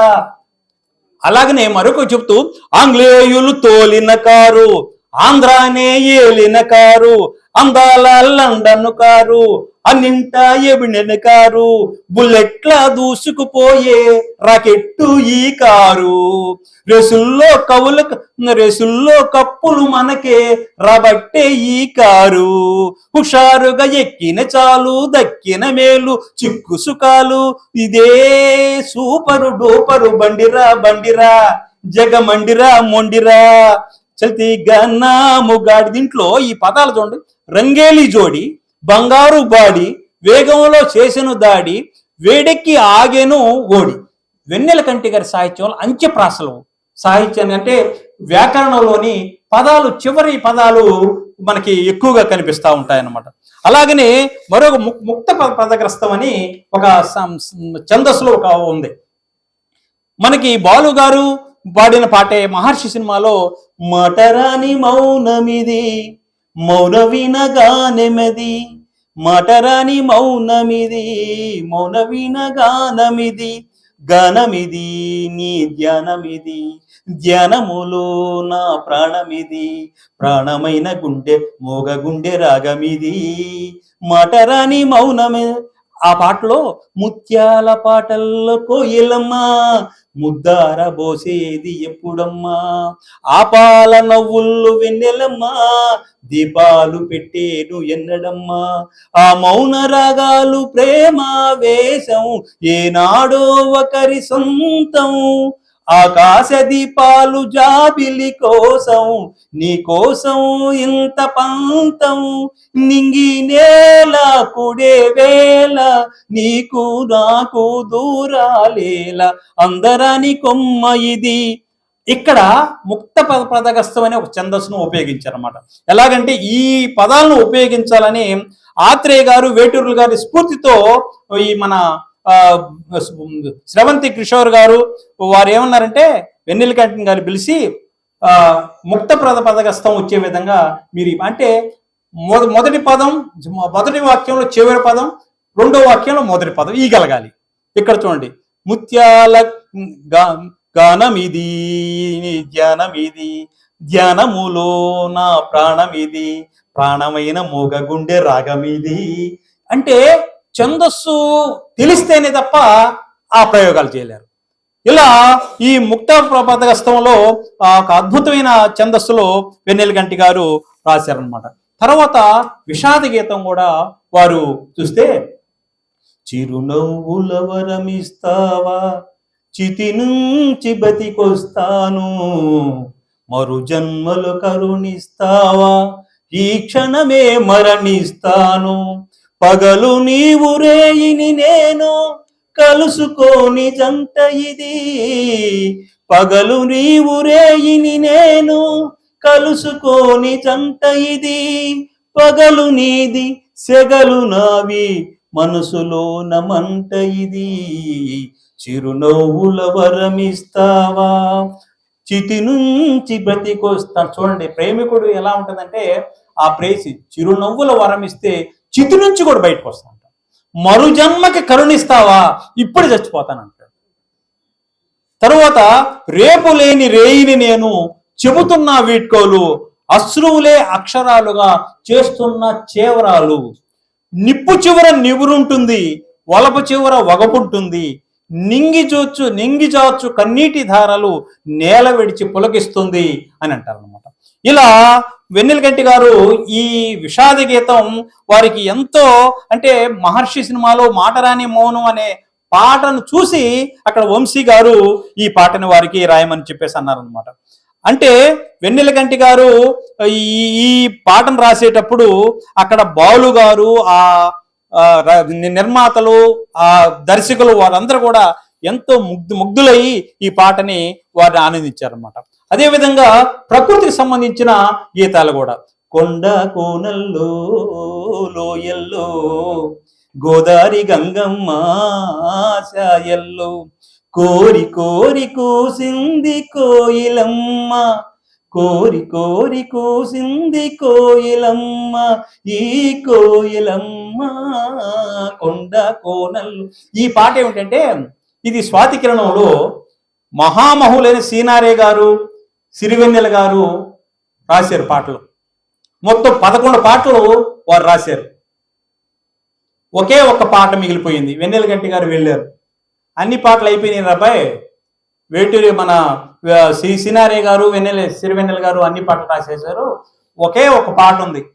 ఏం పాట అంటే, ఒక పిల్లవాడు, కుర్రవాడు బాలనట్టుడు చెట్టు హెట్ల వెంట పుట్ల వెంట తిరుగుతూ పాడుకునే పాట ఉందిరా, అది రాయిగా రాస్తావా అంటే రాస్తానన్నాడు. అప్పుడు రాశాడు అనమాట, కొండ కోనల్లో లోయల్లో గోదారి గంగమ్మ సాయల్లో, కోరి కోరి కూసింది కోయిలమ్మ, ఈ కోయిలమ్మ అంటూ నేలా పల్లవి పాడంగా నీలి మొబ్బు వాడ, రివ్వున గువ్వే సాగంగా నవ్వే మువ్వై మృగంగా. ఈ పదాలు చూసి విశ్వనాథ్ గారు, అబ్బా ఏం పదాలు రాసేవరా, అలతి పదాలతోటి, చాలా సరళమైన మాటలతోటి ఒక పిల్లవాడు పాడుకునే విధంగా చక్కని పాటను రాసేవని చెప్పేసి అన్నారు. అలాగనే ఇక మనకి ఈ పాటలో ప్రకృతిలోని అందాలన్నీ కూడా ఆ గోదావరి నదీ తీరాన్ని ఆస్వాదించే విధంగా వెన్నెలకంటి గారు ఈ పాటను రాశారు. తర్వాత నిజం చెబితే ఎలాంటి ఇబ్బందులు వస్తాయో కూడా మనకి ఏప్రిల్ 1 విడుదల సినిమాలో కూడా మనకి ఉంది. అంటే నిజం మాట్లాడితే నిజం నిష్ఠూరుగా ఉంటుంది, కానీ నిజంగా దానివల్ల చాలా అనార్థాలు కూడా వస్తాయి. ఇక్కడ ఒక పాట ఎలా ఉందంటే, మాటంటే మాటేనంట కంటబడ్డ నిజమంట తంట, రుజువంటూ దొరికిందంటే గంట కొట్టి చాటేస్తూ ఉంటా, నిజమంటే తంటాలంట నిక్కుతుంటే తిక్క దిగుతాదంట, మొదలంటూ చెడతావంటూ వెంటబడి తంతారంట. ఇక్కడ హీరో హీరోయిన్ సంభాషణ రూపంలో జరుగుతుందన్నమాట. గోపీన పక్కనుంటే ఎవరంటే నాకు అంట, ఎవరు నా వెంటే నీవు ఉంటా చూస్తూ ఓరకంట, జుడక్ జుమ మాటంటే మాటేనంట కంటబడ్డ నిజమంట అంట అంటూ నువ్వేమా మొదటి గెస్ట్ అని ఒక ఇంటికి భోజనానికి తీసుకెళ్తారు. నువ్వేమా మొదటి గెస్ట్ అని మా ఆవిడ వంట బెస్ట్ అని ఈ పిస్టుకు పిలుచుకొస్తే నీ టేస్ట్ చెప్పి పోరా. ఇదే మా విందు భోజనం మీరే మా బంధు వీధినం. రుచుల్లో మంచి చెడ్డలు చేయించి చెబుతారా. అపార్థం చేసుకోరుగా అనర్థం చేసుకోరుగా. యథార్థం చేదుగుంటది పదార్థం చెత్తగున్నది. ఇది విందా నా బొంద తిన్నోళ్ళు గోయింద. జంకేది లేదు ఇంకన్నిటింక పీకెయ్యనా పదరకుంక. మాటంటే మాటేనంటే ఒక నిజం చెబితే ఎలా ఉంటుందంటే ఆ సినిమా మొత్తం కూడా ఈ మాట మీదనే నడుస్తుందండి. ఏప్రిల్ 1 విడుదల. ఇలా చూస్తే సామాజిక గేయం వారికి నంది అవార్డుని అందించిన గేయాన్ని మనం చూస్తే బుద్ధ భూమి రుద్రభూమి అయ్యింది. ఈ వేద భూమిలో వేదన మిగిలింది. రుద్రభూమి బుద్ధ భూమి రుద్రభూమి అయ్యింది. ఈ వేద భూమిలో వేదన మిగిలింది. ధర్మ భూమికే నేడు చెదపట్టింది. నిప్పులతో కడిగే ఆ రోజొచ్చింది. బుద్ధ భూమి రుద్రభూమి అయ్యింది. ఇది మన వెన్నెలంటి గారికి నంది పురస్కారాన్ని అందించిన గమనం. కత్తి కర్ర కొడవలి గండ్రగొడ్డలి నెత్తుటి రుచి మరిగిన ఈ పోతుగడ్డలో అంటూ పలక బలపం పడితే పాపమైనది. చదువుల తల్లికి ఇదివో శాపమైనది అంటాడు. ఇక్కడ శ్రీశ్రీని మనం గమనించండి. కమ్మరి కొలిమి, కుమ్మరి చక్రం, జాలరి మగ్గం, సాలెల పగ్గం ఇలాంటి మనం ఈ మగ్గం ఇవి చూస్తే శరీర కష్టానికి శ్రామిక వర్గానికి చూపిస్తే ఇక్కడ కత్తి కర్ర కొడవలి గండ్రగొడ్డలి ఇవన్నీ కూడా నెత్తుడు మనకి ఈ సమాజాన్ని ఎలా ఈ ఫ్యాక్షనిజం తోటి ఎలా సర్వనాశనం చేస్తున్నాయో విధ్వంసం సృష్టిస్తున్నారో అని మనుషుల వ్యక్తిత్వానికి సంబంధించినవి. అదేవిధంగా అక్షర రమ్యతకు సంబంధించినవి కూడా అనేకమైన శ్రీనాథుని మన అన్నయ్య గారి సాహిత్యంలో అక్షర రమ్యత మనకు కల్పిస్తుంది.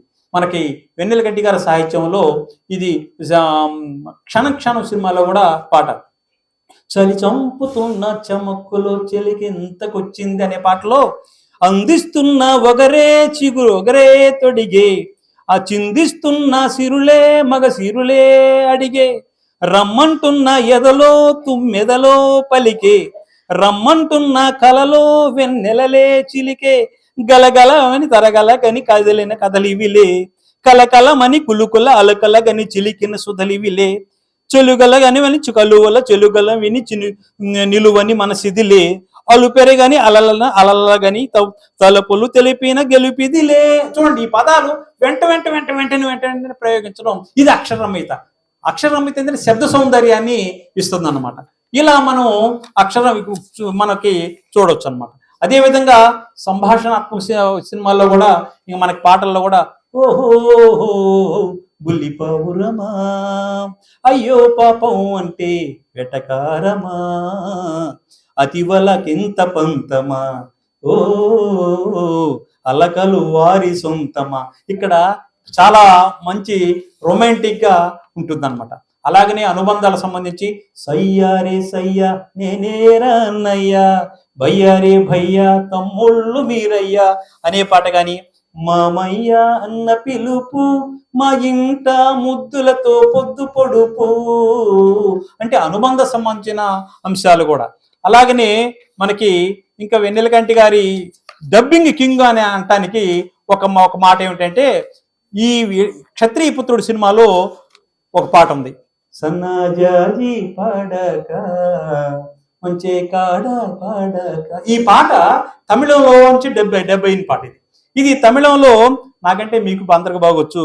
ఇంజీడం పళ్ళగా మంజి చీవ పళ్ళగా కళ్ళ చీరి పళ్ళగా మరక మన గూడు దిల్లయే అనే పాట డబ్బింగ్ సినిమాలో చాలా కష్టమని వెన్నెలకంటి గారు అంటారు.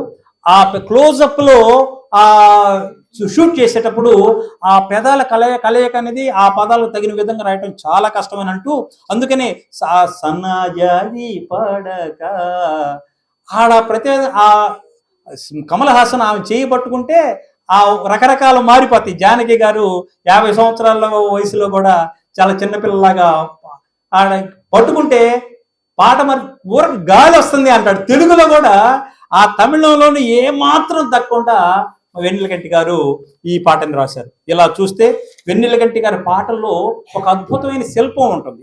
అది ఏ పాట తీసుకున్నా దాంట్లో ఒక భావచిత్రం మనలో ఉంటుందన్నమాట. పౌరాణికం కానీ, ప్రణయం కానీ, కుటుంబం సంబంధించి కానీ, శృంగార సంబంధించిన కానీ, ఈ సంభాషణలకు సంబంధించిన పాటలు కానీ, ఇలా ప్రతి సందర్భంలో కూడా వారు స్థానిక పదబంధాలని, నుడికారాలని, ప్రతీకల్ని, అలంకారాలని జోడిస్తూ ఆ పాటని అందంగా నిర్మించడంలో వెన్నెలకంటి గారు అందివేసిన చెయ్యి. కాబట్టి వెన్నెలకంటి గారు ఏ పాట రాస్తే నిర్మాతలకి కాసులు పంటే. అందుకని వారికి విపరీతంగా వారు ఎప్పుడు ఖాళీగా ఉండేవారు కాదు. ఒకవైపు డబ్బింగ్ సినిమాలు, మరొక వైపు ఈ స్ట్రైట్ సినిమాలు వారికి ఎప్పుడు ఉంటూనే ఉన్నాయన్నమాట. అదేవిధంగా వెన్నెలకంటి ప్రతి రచనలో కూడా గొప్ప శిల్ప నిర్మాణం ఉంటుంది. ప్రతీకల ఎంపికలు కూడా వారు అందివేసిన చేయిగా మనం చెప్పవచ్చు. 40 సంవత్సరాలు ఈ సినీ జీవితంలో వారు ఎన్నో మనకి మనం వినని ఎన్నో పాటలు వారు రాశారు. వారి పాటల్లో కొండా కోణాలు కానీ, ప్రకృతిని సంబంధించి కానీ, పంట పొలాలకు సంబంధించి కానీ, పల్లెటూరులకు సంబంధించి ఇలాంటి అన్ని కూడా సాధారణమైన మాటలే వారి ప్రయోగాల్లో మనకు కనిపిస్తుంది. బాధను కానీ, ప్రేమను కానీ, శృంగారాన్ని కానీ, విరహాన్ని కానీ వాటిని అభివ్యక్తి చేయటంలో వెన్నెలకంటి గారు మనకి చక్కని పదబంధాలను వాడుతూ సరళంగా రాజేంద్ర ప్రసాద్ సినిమాలు బాగా హిట్ అవుతాయి. ఎందుకంటే సరళంగా ఉంటాయి సినిమాలు. ఆ సరళానికి తగిన విధంగా సాహిత్యం కూడా అలాంటి సరళ ఉన్నందువలన వారికి మంచి పేరు వచ్చింది. వారు చివరిగా ఈ పెంగ్విన్ అనే చిత్రానికి వారు పనిచేశారు. ఆ తర్వాత ఈ మరొక అంశం, ఇంటి పేరులో ఉన్న వెన్నెలని తన పేరులోకి మార్చుకున్నారు. తన పేరులో ఉన్న వెన్నెలని సాహిత్యంలోకి మార్చారు. సాహిత్యంలో కూడా అనేక పాటల్లో వెన్నెల వెన్నెల వెన్నెల, జాబిలి, జావలి ఈ పదాలు వారి తరచూ కనిపిస్తాయి. ఇలా వారి సినిమా సాహిత్యం ఒక వెన్నెల జలపాతంగా అలా చెప్పుకుంటూ పోతూ ఉంటే ఎన్నెన్నో పాటలు వస్తూ ఉంటాయి. ఇలా చక్కని ఇంకొకటి ఏంటంటే, ఒకప్పుడు ఘంటసాల కాలం నాటికి, బాలసుబ్రహ్మణ్యం గారి కాలం నాటికి, నేటి కాలానికి, ఇప్పుడు నడుస్తున్న కాలానికి ఎంతో వైవిధ్యం ఉంటుంది. ఒకప్పుడు కాలంలో, మన ప్రాచీన కాలంలో మనకి ఎన్టీ రామారావు, నాగేశ్వరరావు చిత్రాల్లో పాటలు ఒక రకంగా ఉంటే, ఆధునిక తర్వాతి తరం పాటలు ఒక రకంగా ఉంటే, నేటి పాటలు ఎలా ఉంటాయో తెలుసా? అసలు అర్థమే కావు, ఆ భాషే అర్థం కాదు. కాబట్టి వెన్నెలకంటి గారి సాహిత్యం ఆ మధ్యస్థ దశలో ఉంది. అదే మనం అనుకున్నాం, తొలితర కవులకు, మలితర కవులకు సంధానకర్తగా ఉన్నారు.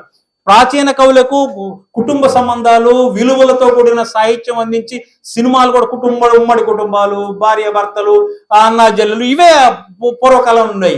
ఆ తర్వాత సినిమాలు మారిపోయి కొంచెం మంచి వాక్యాలుగా వస్తే ఇప్పుడన్నీ పుష్పాలు అవి ఇవి ఏవో రకరకాల పేర్లతో. అంటే సాహిత్యం మారుతుంది, సమాజం మారిందని మనం అర్థం చేసుకోవాలి. కనుక ఈ పరిస్థితుల్లో కూడా వెన్నెలకంటి గారు తన సాహిత్యం సందర్భం వచ్చినప్పుడల్లా ఆ చక్కని సాహిత్యాన్ని మనకు అందిస్తూ, మన సాహిత్యంలోంచి పట్టున్న వ్యక్తి కాబట్టి పాటల్లో సాధ్యం వరకు మంచి సాహిత్యాన్ని, మంచి పదబంధాన్ని, అసలు ఒక వ్యాకరణాంశాలు అనే అంశం మీద కూడా పరిశోధన చేయొచ్చు వీరి రచనలో. అంటే అన్ని ప్రయోగాలు చేశారు, అన్ని పదబంధాలు చేసిన వ్యక్తి మనకి ఈ జనవరి 25వ తారీఖున 221 కాలం మనకి సంవత్సరంలో మనకి ఆయన కాలం చేశారు. ఏది ఏమైనా కవి ఎవరికైనా పుట్టుక మరణం అనేది సహజం, అవి సహజంగా ఉంటుంది. కానీ కవులకు, కళాకారులకు అవి ఉండదు, వారు శాశ్వతంగా ఉంటారు. జాషువా గారు ఒక పద్యం చెప్తారు, రాజు మరణించిన ఒక తార రాలిపోయే, కవి మరణించిన ఒక తార గగనమెక్కే. ఒక రాజు చనిపోతే ఒక తార రాలిపోయిందంట. వారు అంటారు, మన పల్లెటూరులో చెప్తుంటారు, ఎవరో గొప్పవాళ్ళు చచ్చిపోయి ఉంటారు, ఈరోజు ఒక నక్షత్రం రాలిందంటారు. రాజు మరణించిన ఒక తార రాలిపోయే, కవి మరణించిన ఒక తార గగనం ఎక్కి. ఒక కవి చనిపోతే ఒక తార గగనం ఎక్కిద్దంట. రాజు జీవించి రాతి విగ్రహములందు శిల్పాల్లో రోడ్ల మీద, ట్యాంక్ బండ్ల మీద, బీచ్ రోడ్ల మీద శిల్పాలు ఉంటాయి తప్ప సుకవి జీవించు ప్రజల నాలుకల యందు. సుకవి కవులు అనేవాళ్ళు మంచి సాహిత్యం సృష్టించిన వారు ఎప్పుడు చిరంజీవులుగా ఉంటారు. ప్రజల నాలుకల మీద నానుతూనే ఉంటారు. ఈ రోజు నేను కావచ్చు, భవిష్యత్తులో ఎవరైనా కావచ్చు, వెన్నెలకంటి సాహిత్యం మీద మాట్లాడడానికి అనేక అంశాలు ఉన్నాయి. ఇలాంటి అంశాన్ని మాట్లాడడానికి అవకాశం ఇచ్చిన వేద విజ్ఞాన వేదిక సభ్యులు, అధ్యక్షులు జేకే రెడ్డి గారికి, కార్యదర్శి మా సోదరులు కందలూరు మధు గారికి, ఇంతసేపు ఎంతో ఆత్మీయంగా చాలా అంశాలు ఉన్నాయి. ఇవన్నీ కూడా మన సమయం ఇక్కడ మొన్న శ్రీ సిటీలో అయితే 1:45 మాట్లాడాను. అక్కడ సమయ నిబంధన లేదు, ప్రశాంతంగా మాట్లాడుకుంటూ పోయాను. ఇక్కడ మనకు సమయ నిబంధన ఉంది, అది మధు గారు లేసి నిల్చున్నారు అక్కడే. కాబట్టి మనం ఆ సంక్షిప్తం చేసుకోవాలి. ఈ తక్కువ సమయంలో ఎన్నెలకంటి గారికి మీ ప్రతి ఒక్కరికి కొన్ని ఎన్నో అద్భుతమైన అనుభూతులు ఉంటాయి. అటువంటి మంచి వ్యక్తిని మన మధ్య తిరిగిన అలాంటి వ్యక్తి గురించి మనం ఈరోజు మాట్లాడుకోవటం, వారి సాహిత్యాన్ని మనం ప్రస్తావించుకోవటం అనేది ఎంతో సంతోషంగా భావిస్తూ ఈ అవకాశాన్ని నాకు కల్పించిన పెద్దలకు నమస్కారాలు తెలియజేస్తూ, ఇంతసేపు ఓపికగా విన్న పెద్దలు మీరందరూ కూడా హృదయపూర్వకంగా అందరూ